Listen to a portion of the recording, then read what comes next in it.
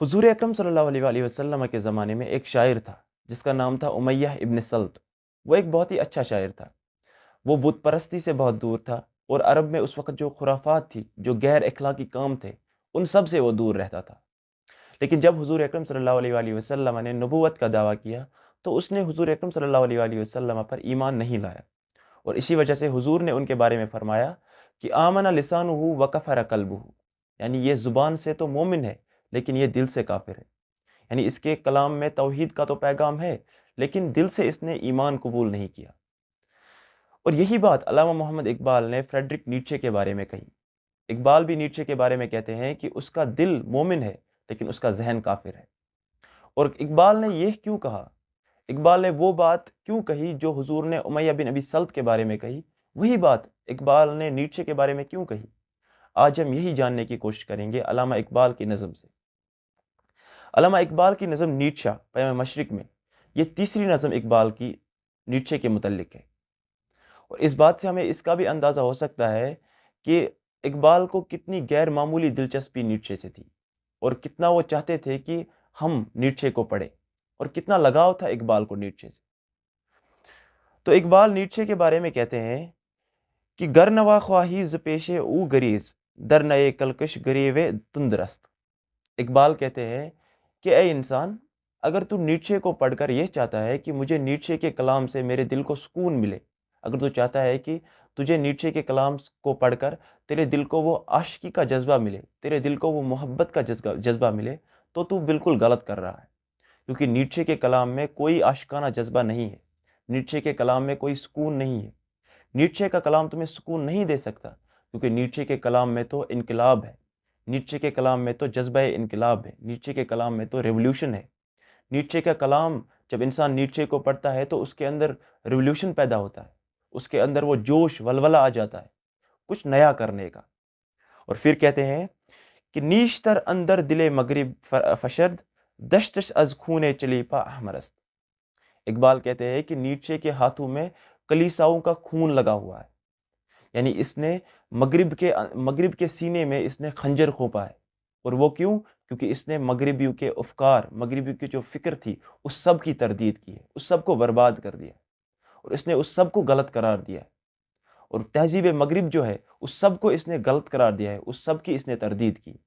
और इतना ही नहीं, इसने मगरिब की जो सियासत है, उसमें जो गंदगी भरी थी, उस सब को इसने दुनिया के सामने आश्कार कर दिया है।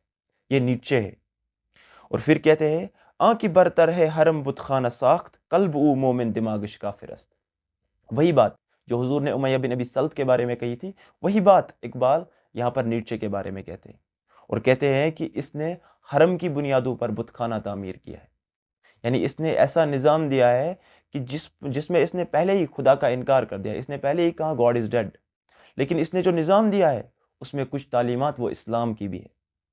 यानी जिस तरह से नीटशे ने कहा कि दुनिया को तर्क न करना, दुनिया को न छोड़ना, तुम दुनिया को तर्क करके वो रहबानियत इख्तियार न करना, तुम सिर्फ उस गैर इखलाक, तुम सिर्फ उस इबादत में ना लग जाना और दुनिया को छोड़ देना, ऐसा न करना, बल्कि इस दुनिया में तुम अपना मकाम हासिल करना, बल्कि तुम दुनिया में अपनी पहचान बनाना, अपनी वो अलग पहचान इस दुनिया में बनाना और ताकत दुनिया में हासिल करना।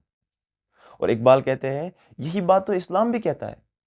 इस्लाम भी तो कहता है कि ला रहबानियत फिल इस्लाम। इस्लाम भी तो कहता है कि तर्क दुनिया न करो, बल्कि इस दुनिया में रहकर तुम मर्द मोमिन बनो, इस दुनिया में रहकर तुम अल्लाह का पैगाम इस दुनिया को दो।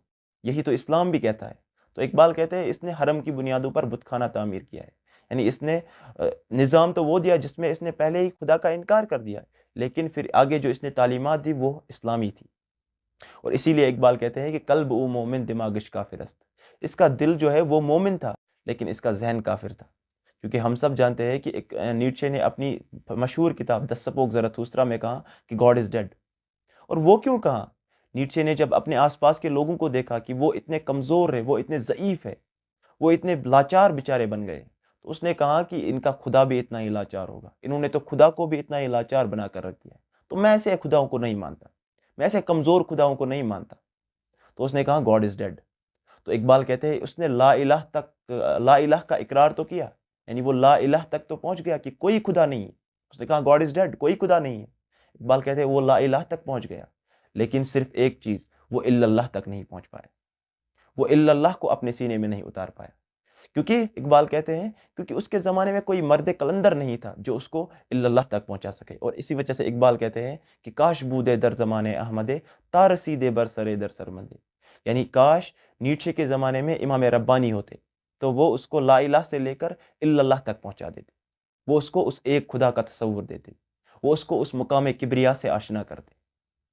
تو اقبال کہتے ہیں اس کا دل مومن تھا، اس کے دل میں لا الہ کی وہ آگ تھی، یعنی یہ کسی خدا کو نہیں مانتا، کسی کمزور خدا کو نہیں مانتا، لیکن دماغ سے یہ کافر تھا کیونکہ یہ الا اللہ تک نہیں پہنچ پائے۔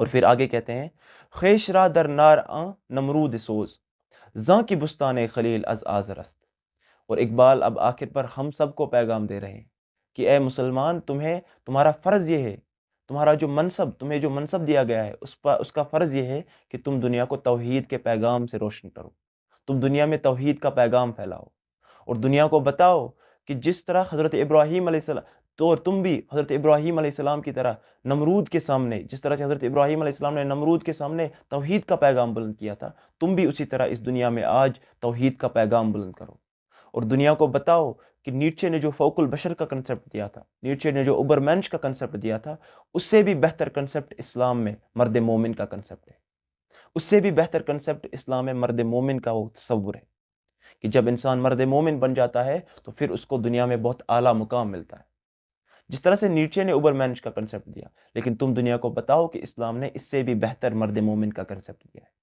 تمہارا یہ فرض ہے کہ تم اس پیغام کو دنیا تک پہنچاؤ، تمہارا بھی یہی فرض ہے کہ تم دنیا کو حضرت ابراہیم علیہ السلام کی طرح توحید کا پیغام دو، تم دنیا کو توحید سے روشناس کراؤ، تو یہ تمہارا فرض ہے۔